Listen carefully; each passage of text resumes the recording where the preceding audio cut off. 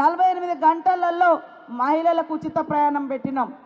ఇవాళ ఉచితంగా ప్రయాణం చేస్తుంటే టీఆర్ఎస్ వాళ్ళు కళ్ళల్లో నిప్పులు పోసుకుంటున్నారు. ఆడోళ్ళందరూ కలిసి ఉండరు, కొట్లాడుకుంటారు, చిక్కలు పట్టుకొని తన్నుకుంటారని దొంగ వీడియోలు తయారు చేయించి ఆడోళ్ళని కించపరిచే విధంగా ఆడవాళ్ళు ఒక దగ్గర ఉండరు అనేటువంటి ఒక ఫ్యూడల్ నానుడు ఏదైతుందో దాన్ని ముందుకు తీసుకొచ్చి ఇవాళ ఆడవాళ్ళని ఇన్సల్ట్ చేస్తున్నారు. మీరందరూ కూడా గమనించాలి. ఇవాళ బీఆర్ఎస్ నాయకులు పాపం ఉచిత బస్సు పెడితే వాళ్ళకి నచ్చుతలేదు. పేదోని ఇంట్లో కరెంటు ఉచితంగా ఇస్తున్నాం 200 యూనిట్లు, అది కూడా వాళ్ళ ఇళ్లలో చీకటైనట్టుగా ఫీల్ అవుతూ ఉన్నారు. మహిళల కన్నీళ్లు దుడవడం కోసం దేశంలో ఎక్కడ కూడా 500కు గ్యాస్ సిలిండర్ వస్తలేదు. ఈరోజు 500కే గ్యాస్ సిలిండర్ ఇచ్చినటువంటి ఘనత మన ఇందిరమ్మ ప్రభుత్వంది.